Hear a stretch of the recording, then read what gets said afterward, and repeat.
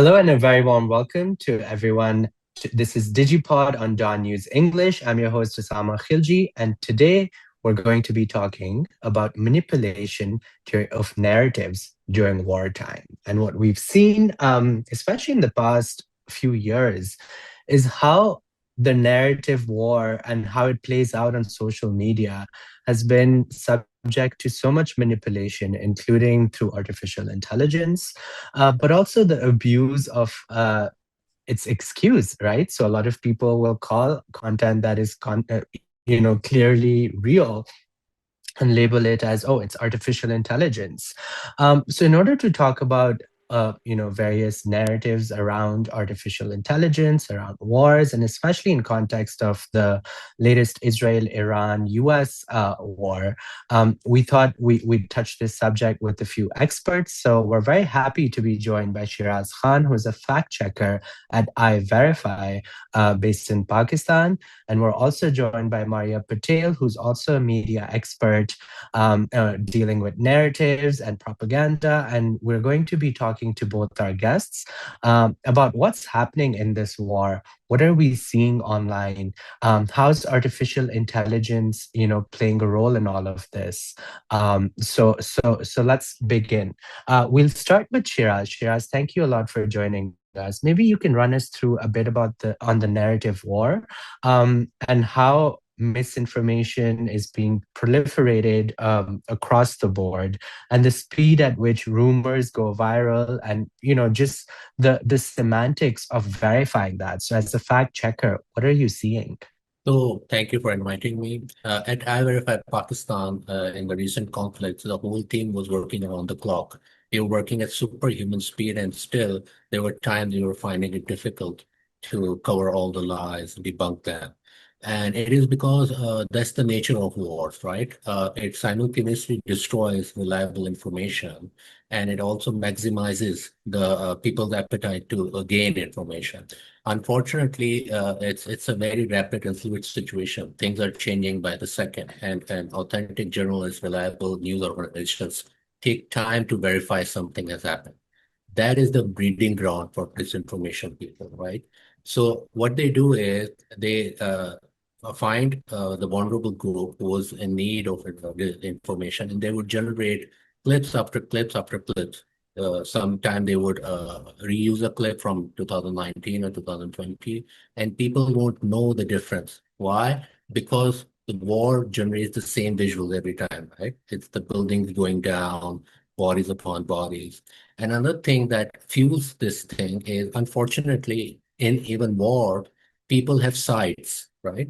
So they would want their guy to win. So if you show somebody who's pro-Iran footage of a destruction going on in Tel Aviv, they would accept it without second guessing it. What happens at the speed level is, I'm going to quote a study from MIT in 2018 that was specifically done on Twitter. They found out that, which is now X, on Twitter in 2018, fake news was shared 70% more than real factual news. Now keep that study in mind. You're in 2026. AI has gone mainstream, right? Everybody has a Hollywood grade studio in their pocket. And on top of that, X and Facebook had incentivized mass engagement. So we are dealing with a plethora of problems. That's a recipe of a disaster. And by one other thing you should know, that fact checkers don't have an omnipotent app, right? They don't have a tool where they just feed this information and out comes the facts. So maybe a guy in one sitting can produce 10 different fake clips, but it would take a fact checker hours to verify that claim. And during that time, millions of people have been hit, millions of people have gathered the data, millions of people have believed a falsehood. So that is what we are dealing with right now. No, thank you for running us through this. Perhaps, Shiraz, you can share examples with us of viral misinformation during the US-Iran conflict.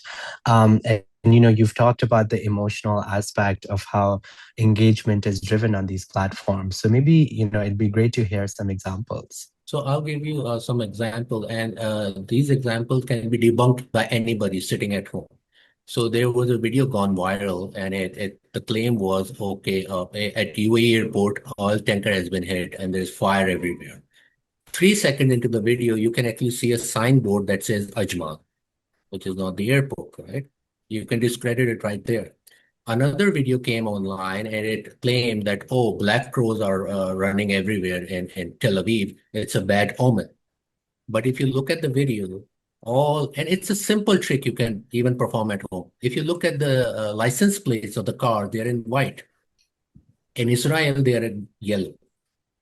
So you can actually debunk it right there. Another example I can give you was a video went viral and it showed Mossad headquarters has been hit in Tel Aviv. And if you look at the video, the car was going on their merry way through the blast. They weren't affected. So it always takes a little bit of time. So that is why we always say at iVerify Pakistan, pehle soch phir post. You take your time, you breathe, you see what's happening in front of your eyes, and then you press the share button. I'll give you another example. There was a very a crude AI generated video about Tel Aviv, and you can actually debunk it. How?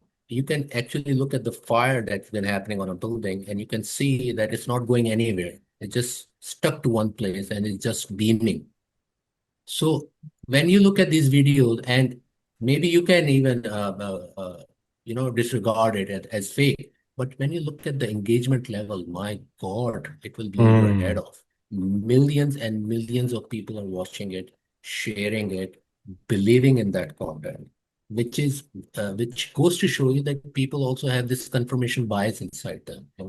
You can you can debunk so many videos, but if somebody wants to believe a falsehood, they would believe it. Thank you so much for joining us, Maria. Maybe we can talk a bit about the types of AI-generated content seen during the war between Israel and US and Iran, in terms of images, videos, audio. And also maybe you can run us through on how AI tools allow rapid production of propaganda content and how platforms are dealing with this, in times of conflict and war. So during the conflict and war, we have seen X being the most active and making the most from the any kind of warfare, conflict. And the entire platform is built on that only. That it works on quick small bites of information and rapid information and the cycle of information just fizzles out and the new information coming. So it is designed for that. Instagram tried to Mm. keep up with that, but it has not reached that level. Facebook does not compete, cannot compete with that. And all the government machinery is also all the politicians, leaderships, everything bureaucracy. Even we had seen IRGC using it for multiple reasons. We have not seen Iran's accounts before that, but during this warfare, especially in last 2 months, 1.5 months, we have seen Iran's accounts popping up, and that started on 27th Feb when a Pakistani man was said, reportedly, a Pakistani man hacked uh, 27 accounts from X and renamed it as Iran Monitor, Iran War Monitor. And it was Is this an reported by allegation? BBC, Guardian, all the newspapers used that, reported about it. And even the local media has reported about that, clicked on it, but not of course, we have our limitations around that. So, and that account was used to basically peddle a lot of information on Iran war. And then the school children, then we saw the first news when it came.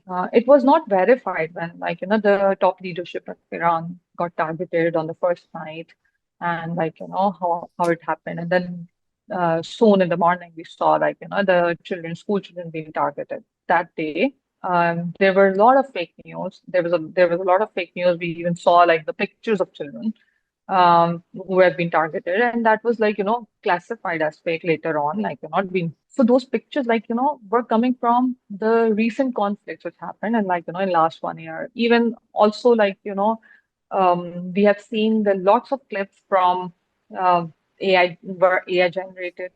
It's very easy to generate. Claude became like a new tool. Anthropic became a new tool for you making that AI generated content. It was So these easier. are synthetic events during war which never really happened, but people are falling They for it. they happened, but not exactly in that way. Like, Ah, war was happening, destruction was happening, school was being targeted, children were being killed, but not those children which were shown on TV. And like, those right. traffic images were like, shown was not like, the actual footage. Similarly, like, once like there was this news that like IRIS naval ship has been it was on the X when the Pentagon official said like IRIS ship has been this was the first time after Second World War that a submarine has been targeted, and it was of course not true because we remember Pakistan also targeted INS fleet in the 1971 war. And like and again, Europe had also targeted during So under war over exaggerated the region. claims. So Yeah. exaggerated claims have been used. So it was not always picture or not always like images. And then there were images taken out from games. So all the Hmm. games we have played, like bomb blast or like these things. Then there was Congo, there was like a port which in 2025, a port in Congo has been targeted. Was like, there was some conflict and there was a blast over there. The image of it was being circulated and said like, Iran targeted Djibouti port. So it was also Hmm. again wrong. So like these kind of images has been like, again resurfaced and like, reshared. The motives are very like, of course, we know why these AI generative pictures, images, or like old images, or like rebranding of the content is done. We all know about that. Like what is the hidden motive? It becomes a psychological warfare. It becomes a narrative. Like it becomes like engagement farming becomes like easier when Hmm. these Hmm. kind of Hmm. images are like plugged in any content. So these are the things which we have seen. It was not seen during even Ukraine-Russia war. We have seen it like, last year when Pakistan-India conflict started. We have seen it during that time, but right now it is like, on their level. And of course, like So, the entire Middle Eastern war, like Palestine and Gaza and, Israel war, reshaped, like, restructured why narrative is so important. So it has also like, become very evident, like, why we need to like build that. So yeah. yeah, and no, thank you for highlighting that. And because, we're seeing a lot more, war happening in areas that have vibrant media tools, but also what we're seeing is a lot of different interests that are more globally connected in this war. So hence more participation, right? But of course, like you mentioned, the AI tools are playing a very big role in this. Now I'll come to Shiraz, and Shiraz, maybe we can talk a bit more about detecting and verifying content. So you touched upon this earlier, but maybe you can run us through the key indicators that a video or image may be AI generated, and what are the current tools that are being used to detect manipulated content that, for example, you use in your work? So, key indicators for images are if you see a perfect smooth skin with no blemish, no anything, the chances are it's AI generated. Then you have to look for limbs, if they're melting into something else, or they're deformed, or somebody has grown a third hand. You can also look at the background. So, for instance, if somebody says this picture is from Bandar Road, Karachi, you can actually look at the buildings and say, hey, wait a minute, this is from Cuba, not Karachi. So these are little indicators that you can flag. Also, if there's insignia present, any kind of logo present. I'll give you an example. At iVerify Pakistan, we debunked a photograph that was going viral like anything in Pakistan. And the claim was an Indian spy was caught in Bahrain. We looked at the image, and second, we caught that this image is fake. Why? Because the Ministry of Interior has a very clear insignia. The Bahrain Ministry of Interior has a very clear insignia, and when we matched it with the AI generated one, it was full of errors. So you can actually mark these inconsistencies in an image. When it comes to videos, they're not just AI generated videos. So what people do is they also recycle videos from past events. So my first flag to go is if you see a video that is pixelated or blurred in 2026, no camera in the world captures such degraded quality video.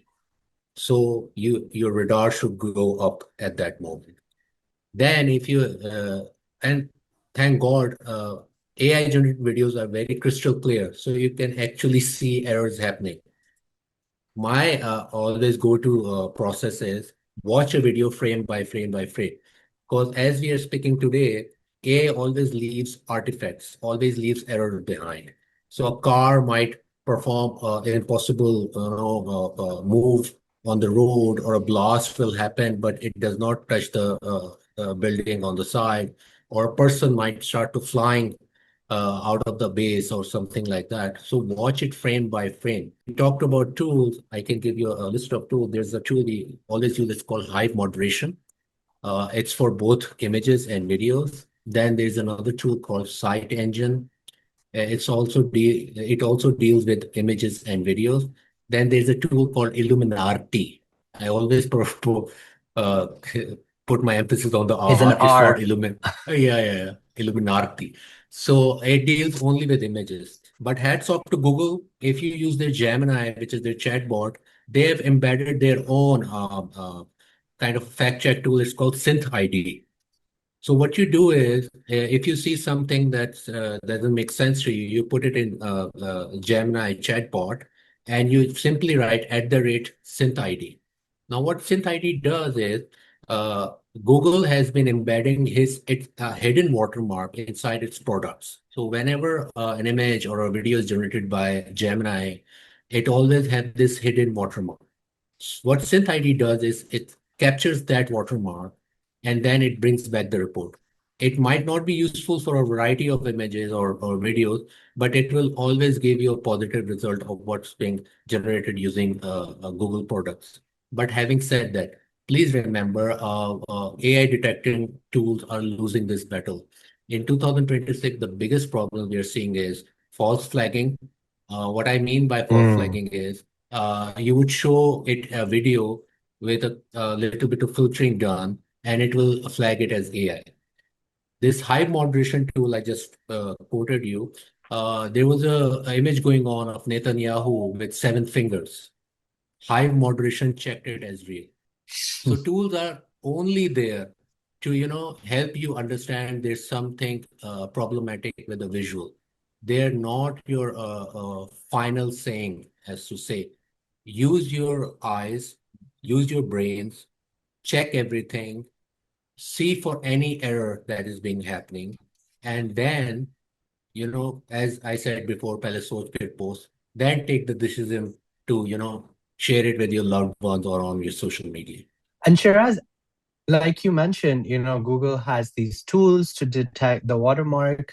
But the issue is, one, AI is constantly evolving. So a lot of, the indicators that we're discussing today may not be there in AI generated videos very soon. So we have to be aware that this is constantly evolving, constantly changing. And that's why your advice on like thinking and trying to detect with our senses rather than just relying on tools is very, very important, right? Because otherwise we can just be like, okay, let's ask this tool, and this tool could have all these errors and we would be falling for it. And it's also important to remember that most of these tools are developed in the West, mostly in the US or Western Europe, and they may not understand or have enough data on features of people, say in Pakistan or in Eastern Asia or in Africa or other parts of the world. So it's also very important to be aware of that, and that's why your recommendation or on using our own vital human senses rather than artificial senses is very, very important. You've touched upon the tools, but maybe you can comment a bit on the technological race between creation and detection. And you touched upon this earlier also, because at the rate that content is being created, the detection may not be able to catch up with it. So at iVerify, how do you prioritize what to fact check and what to really detect as content that may be manipulated? So at iVerify Pakistan, we always fact check a claim that can be quantified. Like you can double check it with a source that is openly available to everyone. I'm glad you touched upon the diversity subject of AI data sets. People need to realize this, and it's a very important issue because every tool that I just mentioned is free. So the incentive benefit is not there. That means the data set they're getting might not be capturing people from Africa or Pakistan, as you said. So they are prone to errors. Also, Mhm. they're structurally behind because every time a detector gets up on a generative tool, the generative tool has already moved on. So Mm. it's kind of a rat race between them. That is why at iVerify Pakistan, we always look through each image with our own eyes. We look through every frame of a problematic video, and then we decide to reverse image search it or detect it with an AI generated tool, AI detecting tool. I want to take a minute to tell your audience there's a good, very robust tool in Chrome. A lot of people use Google Chrome. If you go on the right top, there's a tool called Google Lens. All you have to do is click on it and it will open a selection box. You select anything you're seeing on your screen and Google will provide you with a feedback of it. That's the easiest thing you can do with the media you're interacting with. But coming back to your point, yes, most newsrooms in Pakistan don't have the enterprise level tools at their disposal. The funniest example I can give you is a while back, a month ago, PTA has published ad in a newspaper, and it said you have to detect the AI image or AI video at your end too. And the tools they recommended to the people, I'll share them with you. One was Microsoft Video Authenticator, which is an enterprise level tool, not available to anybody. The second one they recommended was a scanner, a media scanner, which is a tool that is out of order for years now. So somebody there just wrote in Chat GPT, "Hey, I'm writing an ad. Give me, recommendation," and they just published it. So That's everybody not from the government, surprising.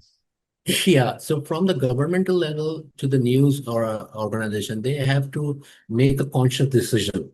Fact checking is a necessity now. You cannot escape it. And when you're developing desk of fact checkers, you have to give them certain powers. They need to have a Mm. power over your 8 p.m. mainstream news anchor. They need to say this cannot go on air. It will hurt our reputation. And trust me, Osama, I have seen during conflicts, previous conflict as well, news organizations running may AI generated videos. One Mm. AI generated video takes your reputation years back, right? Yeah. So you should have somebody checking those, telling the output producer, whoever is in charge, sir, this cannot go on air. But unfortunately, we're not seeing that right now. You've described the issues really well. Maria, maybe you can tell us, why is verification becoming so much harder in the AI era?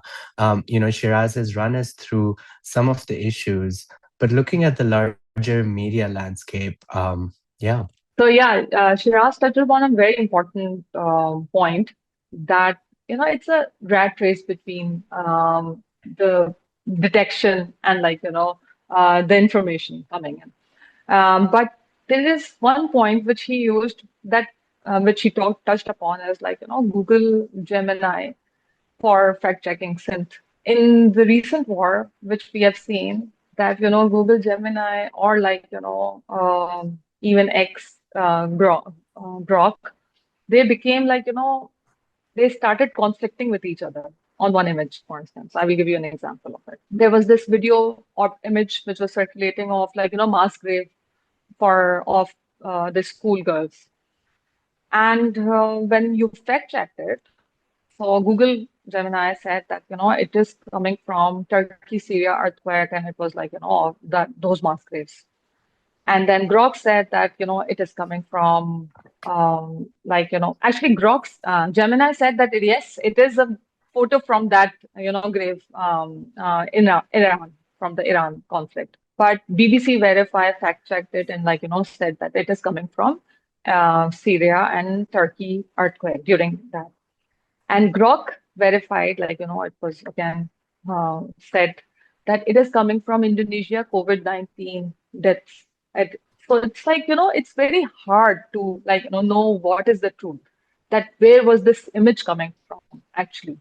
So we got to know that it is not from Iran. Okay, fine. But where is it coming from actually? Where is it circling? So now it is also very hard to say anything with legitimate or with confidence that, oh, this image is not coming from that time. This is coming from that time, or this is 4 years old or 6 years old or 10 years old. Yes, it is right that, that skin pores and everything, but recently Claude Anthropic also did in South Asia, they tried it with the Indian skin. What they did was they bring it so close to the reality that they even actually also replicated freckles, pores, everything. So the three-finger test on the screen is also now becoming obsolete. So, this three-finger test. So, because of course, people were using it for their use as well, like all the Microsoft Office tools, they were attending meeting on their behalf. So they are making it for their benefit as well. So the boss can ask you to put three fingers in front of your, in front of your face, not right, not left, not beneath, but in front of your face. That will, because somehow AI cannot take that, read that. It'll They show the cannot manipulation. yeah. So these are the things which you have to stay on top of these things. How can you verify these images, or how can you I think verify? what you've described is very, very important because, it's also making me think that a lot of the manipulated content is coming through artificial intelligence. And what people are now doing is using the same artificial intelligence to figure out whether it's real or not. So there's sort of a dissonance in making that decision. And that's why I think, going back to what Shiraz said, that, yeah, use your tools, but like you've described, three different tools have given three different results, right? And now the verification tools are also out of reach for most common citizens. So at the end of the day, we have to rely on our, on our human faculties in order to determine that. And that brings me to the future of the truth, because we've talked about this war, we've talked about these conflicts, and we've seen how so much has changed in the narratives online and how they're influenced. And at the end of the day, now every day people are just asking one question: is this AI or not? Right? And most people don't have the answer because, of course, generative AI is increasingly becoming so believable. So Shiraz, to you, my question is, how can media literacy and responsible sharing reduce misinformation? And you've touched upon, Soch and then post, which is responsible sharing. But maybe you can talk a little about media and digital literacy and what you see is needed moving forward. Thank you for that important question. I think media literacy in Pakistan generally revolves around urban educated class, right?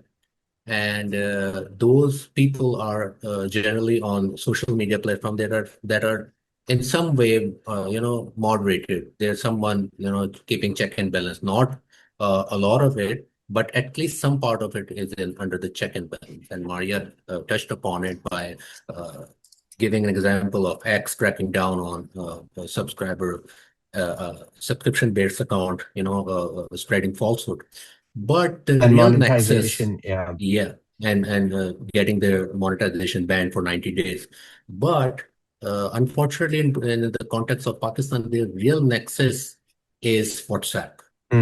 WhatsApp is in regional language. It's in Urdu. It's generally not in English that much. Plus, there are no tools to catch up on WhatsApp. I don't know how much investment you need for that. But what you actually can do through media literacy is just produce three habits in your people. Number one, they have to look at the video and ask themselves a question: where is it originating from? Who is the source of this video? Number one. Why I'm saying this? Because there are a lot of accounts on Twitter that you can see, and you can actually recall, hey, this guy is known for peddling disinformation. I've seen something fake a while back. So, or you can, keep a list of them.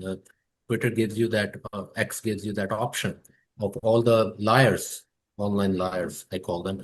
But with WhatsApp, you can also use this technique by saying, hey, this uncle gives me this information every Sunday.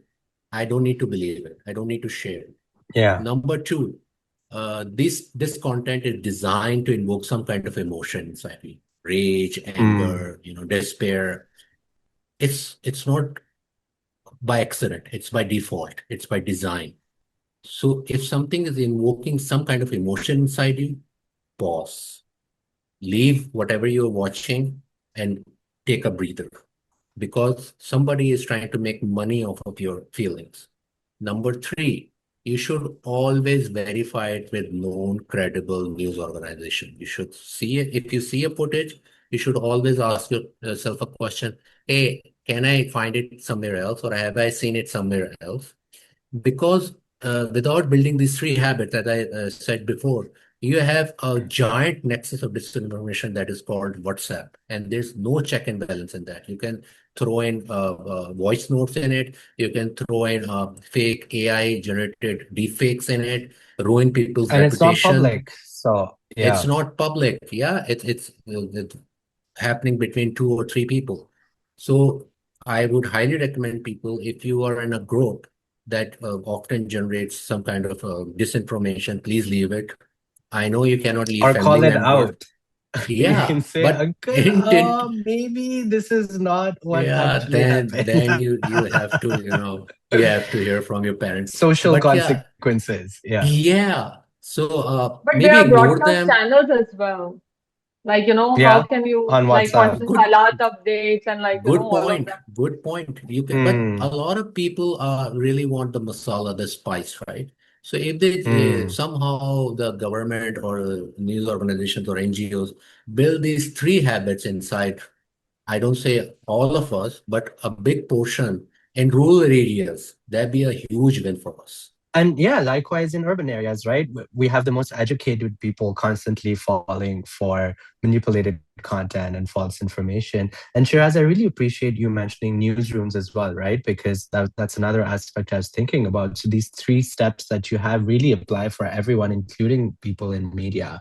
And Maria, maybe to end this discussion, maybe you can talk a bit about the future of reporting conflicts, and also the potential for AI regulation. What could that look like? And I realize that's a huge question, Yeah, but it is a what huge can your question thoughts because, on like, this? reporting, I really feel that reporting cannot happen from a room. Like, you cannot do it, like, from the desk. It's reporting. So you have to go on the field and do it. Or, like, make Absolutely. sure, like, there is somebody on the field, in the field, and, like, ask them to record the Hmm. surroundings and share it. Like, rather than, like, because there are conflict zones where you cannot go yourself. Or, like, Hmm. we have seen it, like, in the north of Pakistan, in North Waziristan, and all of it, like, it was not accessible for us. And it Hmm. was, Hmm. like, Hmm. hard to report from there. But you can definitely build those contacts. That's what journalism role is. Right. Have those right contacts, ask them. And I really think that, AI is uh, few of the things when, like, when we talk about the jobs which are, like, going out of, like, they are not going to be, and, like, because of AI, they are going to be affected. One of the things which is not going to be affected is the faculty to fact check. It's like, humans, we need humans to Mm. fact check. It's like cannot be done through AI. And the reporting cannot be done through AI or so we need faculty human faculty we need. So presence on the ground we need. And it is becoming more and more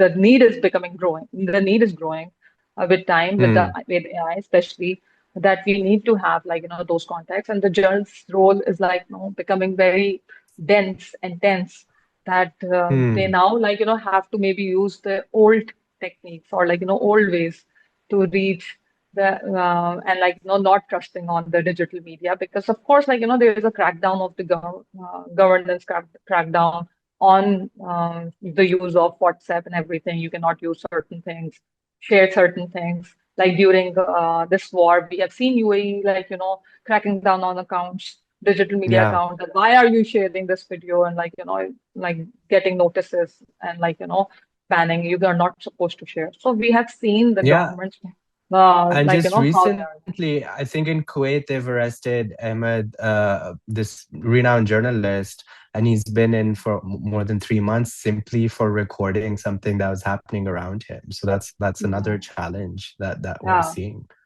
So that's why, No, I think reporting is becoming becoming journalists' old role is becoming needs to be reshared or reworked on. And I think it's the human faculty is becoming more nuanced now.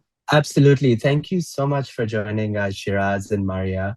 Your expertise are very, very valuable. Like Maria, you just said, fact checking and human reporting will never go out of demand. And I think it's important, like Shiraz mentioned, that for newsrooms and news organizations to realize that, rely on people rather than, pushing folks towards artificial intelligence tools, which are not always reliable. So at the end of the day, human faculties will remain most important.